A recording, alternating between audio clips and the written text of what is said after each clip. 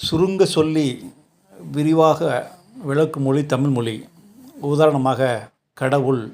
கடவுள் அந்த சத்தியம் அனைத்திலும் அனைத்தையும் கடந்து உள்ளது. அந்த சத்தியம் அனைத்திற்குள்ளும் உள்ளது என்ற விளக்கத்தை கடவுள் என்ற 4 எழுத்துக்களில் சுருக்கிவிட்டது தமிழ் மொழி.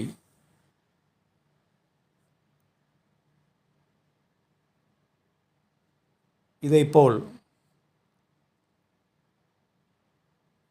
அக், இந்த அக்கு என்ற 3 ஆயுத எழுத்து ஒரு மிகப்பெரிய ஆன்மீக விளக்கத்தை தரக்கூடியது.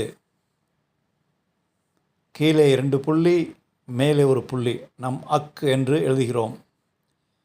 கீழே இருக்கும் இந்த 2 புள்ளிகளில் செய்பவன் செயல், மேலே இருக்கும் புள்ளி பார்ப்பவன். செய்பவனையும் செயலையும் பார்க்கும் அந்த ஆத்மா, அந்த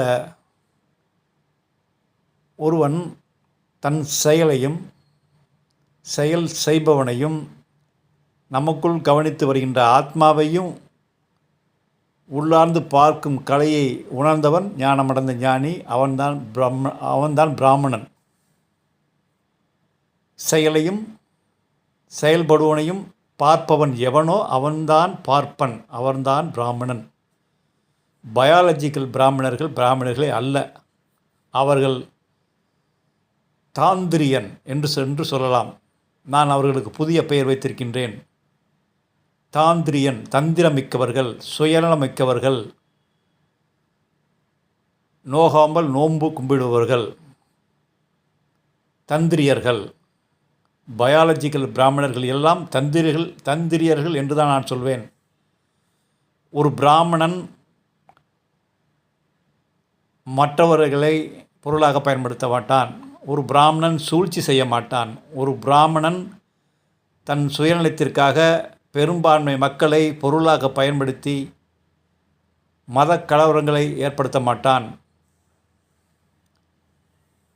கல்வி அறிவை கற்று தந்திரமுக்க அவர்களுடைய சூழ்ச்சியால் 3% தந்திரியர்கள் 97% மக்களை பொருளாக பயன்படுத்தி வருகின்றார்கள்.